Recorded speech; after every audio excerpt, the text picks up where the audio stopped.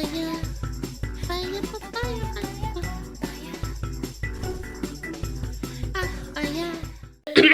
biggest piece of in gaming media. All right. Hey, what's up, guys? Rip here. So today we're going to be talking about the DICE Awards and some controversial comments made by its host, Greg Miller, and a lot of people are re-examining his history, and they're trying to explain why he might be one of the most toxic people in the gaming industry. Now, before we get into all that, what are the DICE Awards? Well, it's essentially an annual award show for the video game industry. It's basically their attempt at the Academy Awards. So based on that, you can kind of get the vibe here, right? It's basically a giant communal circle jerk of a bunch of weirdos from California trying to pat themselves on the back. So it's Twitter, right? Circle jerking one another, quote retweeting and saying we're really funny.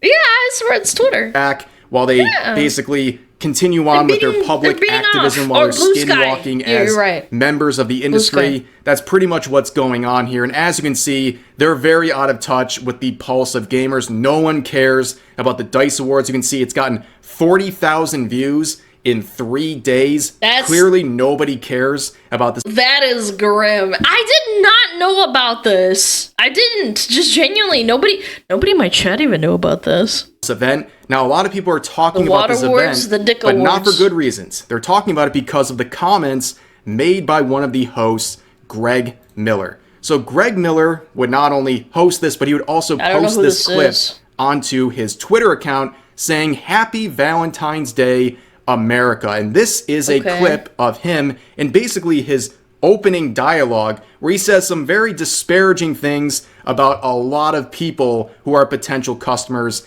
in the gaming industry. My favorite game, Diablo 4 Vessel of Hatred, is nominated for online. Your favorite game is Diablo 4? Your favorite game is Diablo 4? Industry plant. I don't know. That's really suspect to me. Not gonna lie. Yeah. You're allowed to like Diablo 4, but favorite game? I don't know. Game of the year. Get your hands together. Woohoo! Of course, that is a game that takes real skill. It does.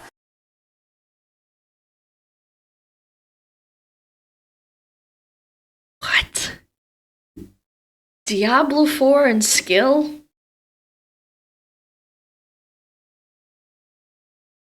Okay.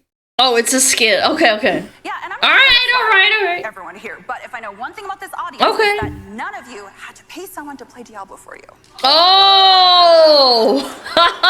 Okay, I get it. Haha, funny. When you're dismantling democracy. Wait, what? Oh boy. What? But just in case for the people online, if you get mad at that joke, it's Greg Miller. G-R-E-G. M-I-L-L-E-R. Yo, why you...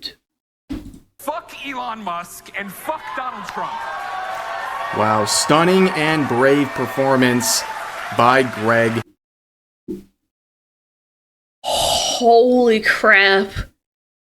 Chat, they're actually retarded. Chat, I feel like that SpongeBob meme. You know the one with the blue fish that's like, how many times we gotta teach you this lesson, old man? You cannot shove politics down the throats of gamers who don't give a shit about politics or play games to escape politics!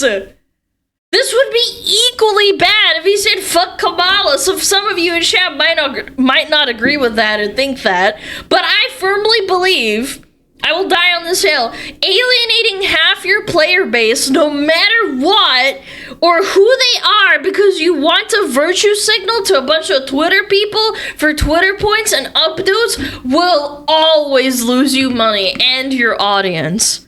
It's so cringe. Who thought of this? Why is this happening? And then he posted it on Twitter too. Miller right there. I'm sure they definitely care about your opinions. Obviously, right off the bat, that's a very divisive thing to say. You're already alienating the majority of Americans with those statements, which is just clear activism, as usual, infecting an award show. And as you heard too, after he said those comments, the whole crowd cheered. That's the gaming industry, by the way. It's just the game devs that are there. I'm sure there's nice game devs who aren't there and they don't care.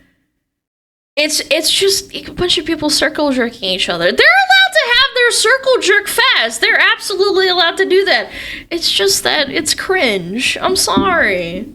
It's weird. I don't think this is appropriate behavior. You kind of sound like you're 15 and you just discovered politics. Yeah. I don't think this is cool. Hate you if you have wrongthink. If you don't share the same values as them, you're as good as gone. They don't want you around anymore, and that's why the industry is failing. Anyone. Whether you're a conservative, a liberal, or something in between, everyone should be able to recognize that this is just performative activism. These people have to... This is beyond cringe. Chad, do you think this is scripted? Do you think that he ripped this out of nowhere, or he planned it in his head and they knew what he was gonna say? Or did everyone involved, like, sign off on it and say, like, yep, this is good? Everyone's gonna love this line. This is gonna be awesome. Clappies. I can't tell. Scripted? He planned it? You think so? You think he's... Because there are absolutely instances of people that just say it off the rip and then everyone's like, yippee! Clappies. Yeah. Can you imagine if Game Awards in 2008 said fuck Obama and fuck Romney? I think it's equally cringe. I think it's stupid. Yeah. If it's scripted, it means everyone running the show thinks that was a good decision. Well, yeah, there was no pause or afterthought. They were like, yippee! Poggers! Public space necessary to share their views, but not just share their views, but alienate everyone else who doesn't agree with them. This is everything wrong with the gaming industry, and everyone should have a problem with stuff like this. Now, I also want to point out the unbelievable irony of Greg Miller saying, "Just a nice dress, by the way, low-key." Meanwhile, he's posting this clip on Elon Musk's platform, and then you might notice there's a blue check mark next to his name. He is paying for Twitter Premium. He's giving Elon Musk money every single month while claiming to hate him. But you might... I mean, I shit on Twitch and I still give them money. I think it's not that deep. Twitter's a popular platform. We're also going to post it on Blue Sky. It's not that deep, I don't think. I also noticed this extra badge in his name. That is because he's one of the creators of Kinda Funny. Now, you might notice something pretty interesting about Kinda Funny. They have a yellow badge, a golden... Okay, hold on. Yellow badges cost like $10,000 a month, if I remember correctly. Or like $5,000 a month. Hold on, I'll look it up. Before I pull shit out of my ass, how much does a yellow check mark cost, Twitter? Oh, it's $1,000 a month. Okay, that's still really insanely expensive. I thought it was like $10K a month, but you know, giving Elon Musk $1,000 a month and then saying "frick Elon" is kind of funny. Badge in their name. Do you know how much that costs? It costs $1,000 a month. Damn! This guy is paying Elon Musk $1,000 a month to have a gold check mark in his name while claiming to hate him so much. I don't know if this is some kind of a weird humiliation fetish at this point, but it is very ironic he's saying that while doing these actions. But people were absolutely eviscerating Greg Miller in the replies. No, not the fucking voting map, users. This is not his circle jerk over at the DICE Awards, okay? People are clearly not on his side on Twitter. The comment section is 99% against Greg Miller. You can see comments like this. One thing gamers hate is a sore loser, looking at the election results right here. No one cares what dipshit hipsters care about, bro. So edgy. This is why gamers hate video game journalists. Keep virtue signaling. What inspired you to do something both so stunning and so brave? What a cringe-worthy way to waste a big moment for yourself. Yeah, basically, nobody's having this. And then you see this comment from Jeremy, who's from Geeks and Gamers. He actually ratioed Greg in his own reply section saying this. We still remember when you canceled... Look at the comments, and then look at the likes, and then look at the views, too. That is horrendous. That is quite the ratio. ...your best friend over a simple joke. F off. So this requires some context. Who he's referring to right now is Colin Moriarty.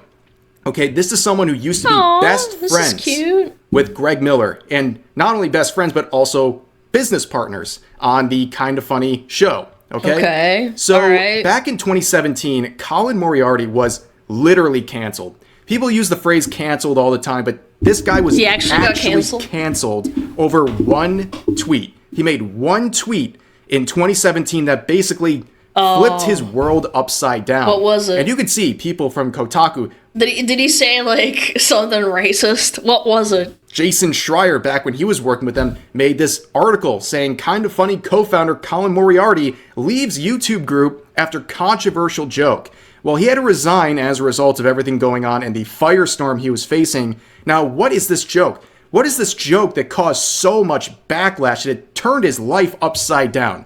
Brace yourselves. It's a very, very dangerous tweet.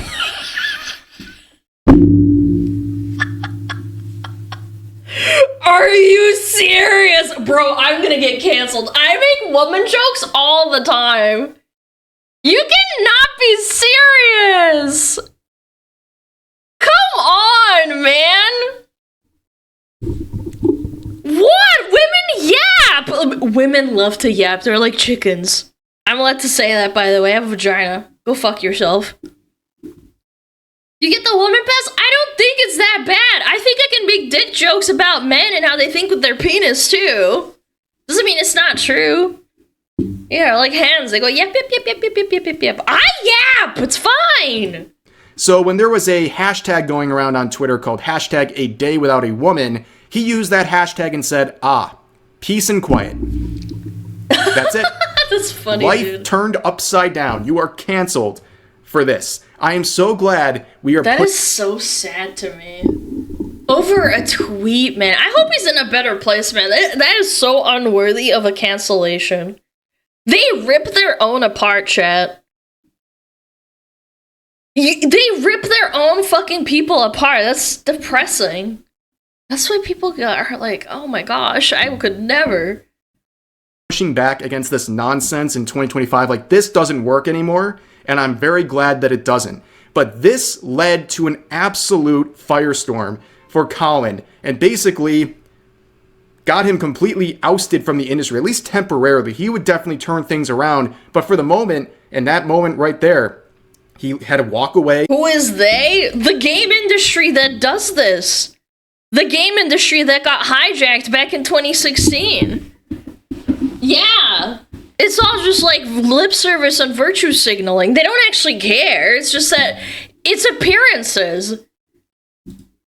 From Kind of Funny, and he had a barrage of articles made about him, including from people, he knew in the industry, now turning on him over this very simple joke that, by the way, you would see in like a PG-rated sitcom, or like even your pearl-clutching grandmother wouldn't be offended by. I saw more offensive sitcom jokes about women being in the kitchen, or women shutting up, or women being yappers in that show, Kings and Queens.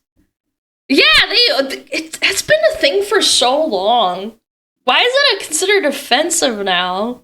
This is such a softball. But look at some of these article headlines from back then. Kind of Funny's Colin Moriarty resigns after targeting women in racist joke. Chat, pack it up. Women are a race now. Sorry, I hate to break it to you. Women is a race now. Kneel before me. I'm sorry. Where was the racism in this joke? I mean, they just straight up lied in these headlines. There's no other joke. This is the joke they're referring to as racist. Now, of course, the International Business Times, after getting absolutely crapped on, would have to do a correction, saying their previous headline and version of the story inaccurately described a joke as racist. Yeah, no kidding. But the damage is already done. You already printed the headline. You knew exactly what you were doing when you made this post and only changed it because you got back. You think people actually looked into it? They probably saw the headline of how he's racist. They didn't look at the tweet. Yeah, it's horrible. That's why I hate these internet articles and journalists. They don't verify sources before they post. They don't double check. They don't triple check or fact check themselves. And then it's just about who gets the headline out first. And that's it. Even if it damages the person and it's untrue. Backlash. It was such an underhanded and dirty thing to do. And speaking of underhanded, this was Greg Miller's response to the entire situation. He essentially threw his best friend and business partner under the bus. He helped him get canceled by making a public statement, denouncing the joke, even saying, was Colin's tweet a joke? Sure, but that doesn't make it okay. Drawing lines in comedy is how you kill comedy. I'm sorry.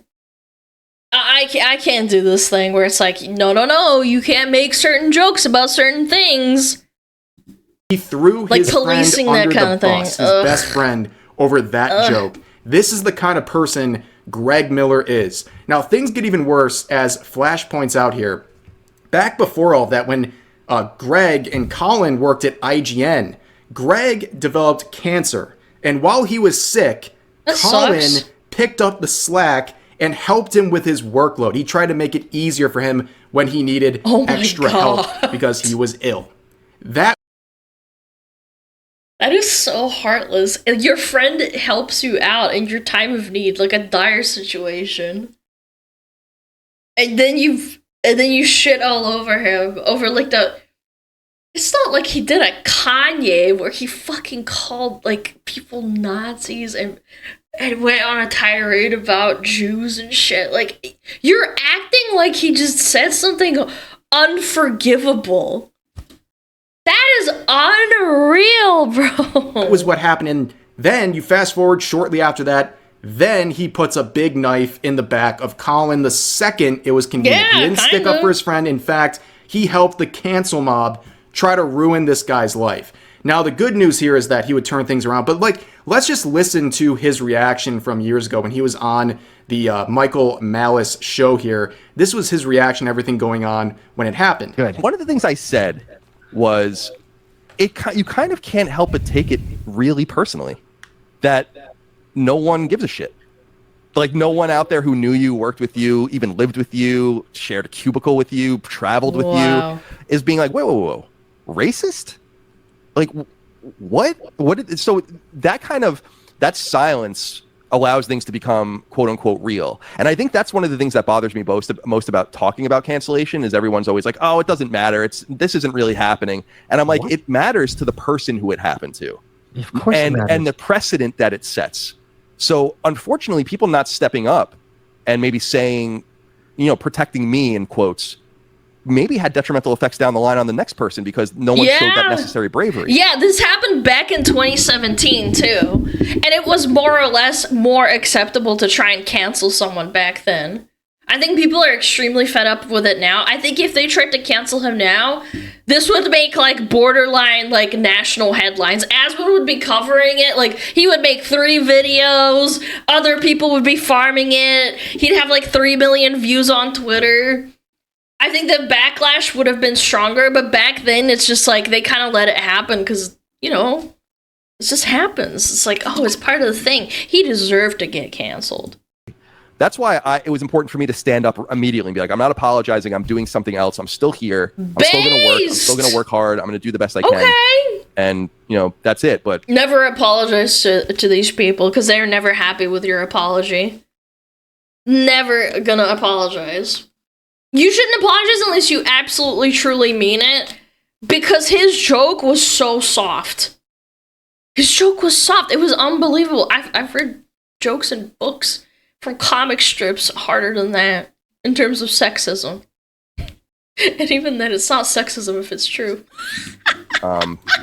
So yeah, that women and really yapping, was an example of being canceled and a terrible precedent, right? That you can flip someone's life upside down over the smallest joke, and to the point where people in the industry, even your friends, don't feel empowered enough to speak up for you or to defend you, especially when it comes to baseless and ridiculous accusations like the racism allegation, and just, not forgetting the fact that this is all over a dad joke. That's how simple this joke was. This is something that nobody should have been offended by in the first place, let alone allow someone to get canceled because of that. But that's well, they're not your real friends.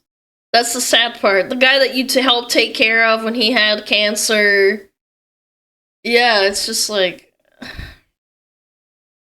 I don't know. But I would be definitely disheartened. I would not keep going. I'd probably go underground. The real sting there, that no one would really stand up for this guy, including his best friend, who not only didn't stand up for him, but actually threw him under the bus. And that's, of course, Greg Miller. Now, looking at some of the other comments here, we have Craig making a comment here that I think is definitely very interesting, saying this. So the @Real Game Awards was labeled right-wing, and literally nothing political was said during our show at all. Does this mean that this award show is radical left-wing progressive, since Greg literally said F Donald Trump during it? Also, this was 100% scripted, so the award show signed off on it before they did it. That's exactly right. It's a really good point at the end. This was a scripted performance.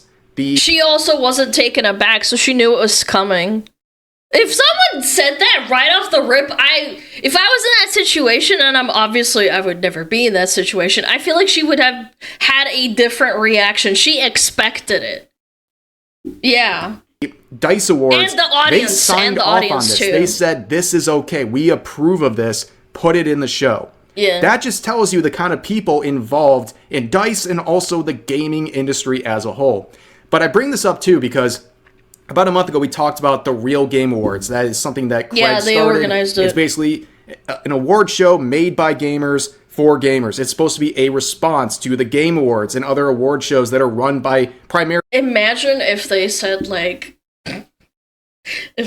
fuck Kamala during the presentation, in the middle somewhere, where they're talking about how amazing games are, that they just say yeah, frick Kamala. It's I'd be like, what the hell? I thought this was supposed to be a Game Awards show. What is this? Early journalists. It's an anti-journalist, anti-corporate type show that's supposed to be about gamers. And when this show came out, it was completely non-political whatsoever, and it was just a good, entertaining show. But people, even people who received awards during the show, came out and crapped on the show, crapped on Craig, called it a bigoted show, called it alt-rights, right-wing, all these things, despite nothing of that variety happening whatsoever. They just believed that something must be alt-rights if it's not falling in line with the regular journalist-type shows that are accustomed to the mainstream.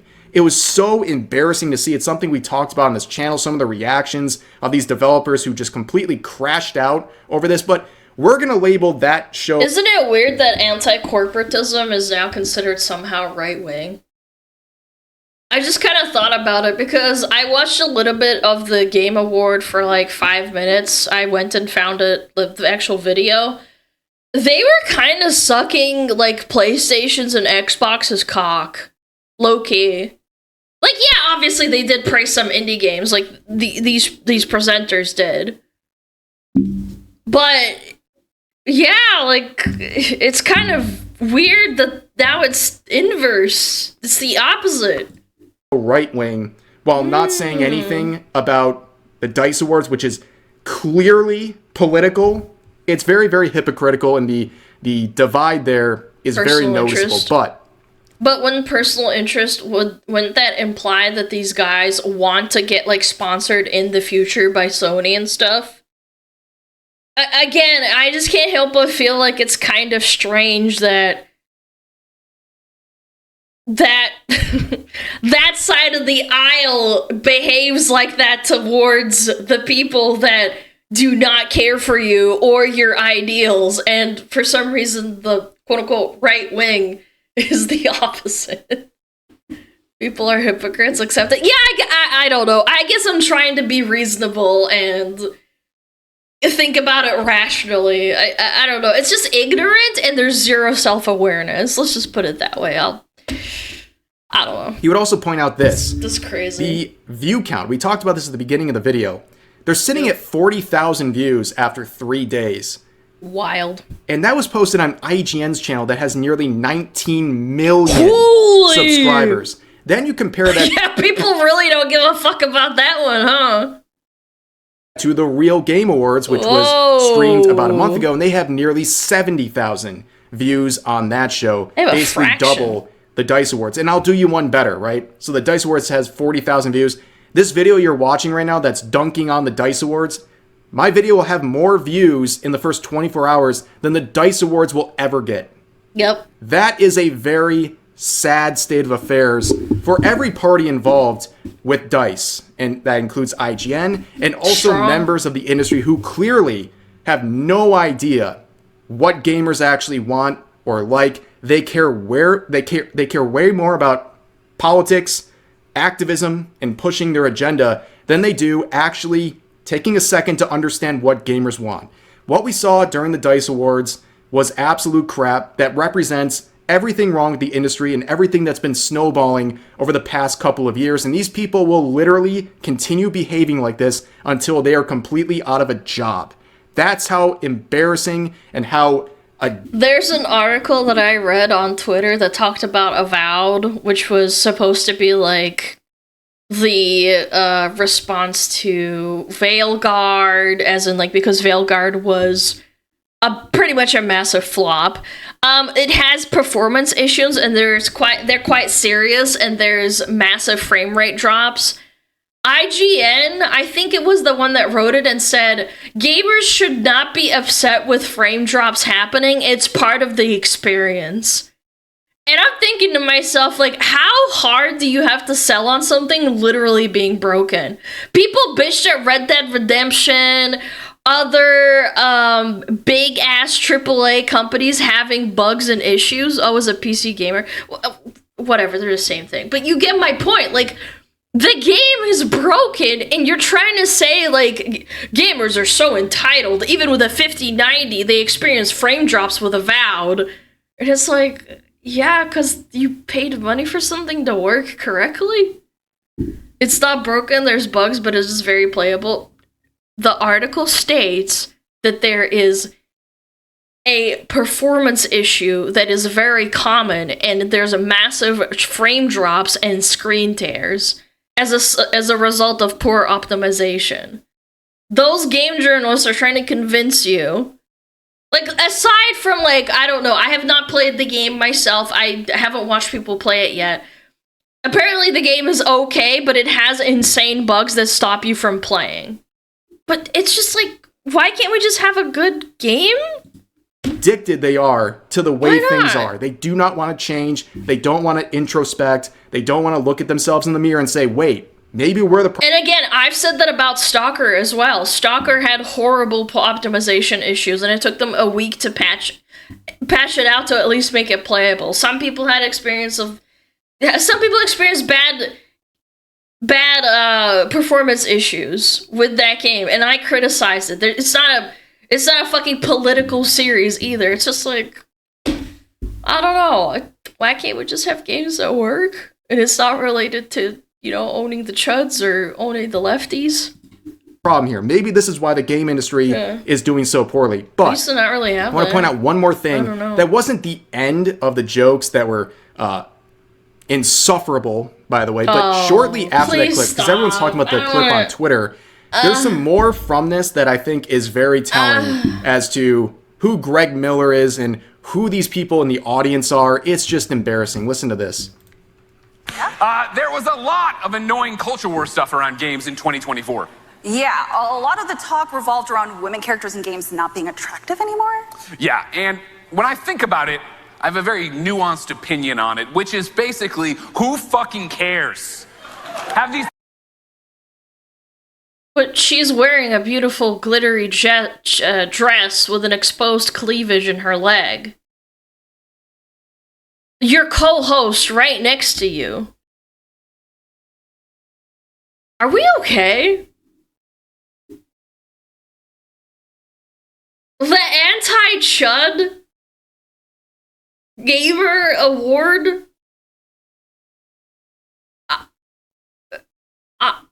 I don't understand. I think my brain's kind of breaking right now because she actually unironically looks nice in the dress. If who cares, why are they constantly yapping about it? Because it sells. That's why. Have these people seen a woman up close before? What the fuck? You're looking right at one! What do you mean? We talking about everybody. What? She looks nice. Well, I can't deny that. Embarrassing on multiple levels. Who cares? The customer cares. Yeah, Clearly, look at the games that have failed because they have unappealing designs. Gamers care. They want these appealing designs. You're not paying attention. And again, why is this a hill to die on? It's such a strange thing. Then his comment, basically implying these people have never seen a woman in real life, which is your typical soy boy argument. Like, you don't have... Do you guys not have phones, but for women? An actual argument. Oh, insult. This whole thing is so embarrassing. Then he also kind of implies that women are ugly. Did you hear that too? Where he's like, have you ever seen a woman up close? Oh, so they're unappealing? What are you talking about, dude? But yeah, this is the kind of... Women are disgusting. They should all be covered up. They all need to wear plastic bags over their heads. Am I right, fillers? Stuff that is killing the industry, and I don't feel sorry for any of these people involved. They're getting exactly what they deserve, and this is why Greg Miller is one of the most toxic people in the gaming industry. Unfortunately, he's like the Pedro Pascal of the gaming industry. He's in everything. But unlike Pedro, Greg Miller is clearly a person who has a good actor. No moral fiber. He's someone who will turn on you and backstab you the second it's convenient, and he just has no real beliefs. He just wants to be an activist and to impress people in the industry any way he can. I call this cloud chasing. You don't actually believe in anything. You just want to be, like, at the front and center. I'll call it how it is, man. If the roles were reversed and it was somehow, you know, okay to be... Never mind, I'm not going to continue my thought. I think it's a little bit too spicy. And no matter the cost. If things were different, I think he would say certain things differently. But that's going to do it for this video. As always, feel free to share your thoughts about today's topics in the comment section down below. Hope you guys enjoyed the video, and I'll see you next time. He says those things in private. No, he thinks them in his head, and then he smacks himself with spiky, long chains on his back. Right at this moment. Yeah. Chat, check him out! The frickin' Rev says Desu. Yippee! Again, they're allowed to have their Gamer Awards show. I just think it's funny content. Holy spam. I'll time you out. How about that? Yeah, you can't talk for 5 minutes. Shut the hell up, bitch. Quit telling me to spam. Yeah, go check them out! Don't link me YouTube links, weirdo. Don't you gotta play some DBD or something?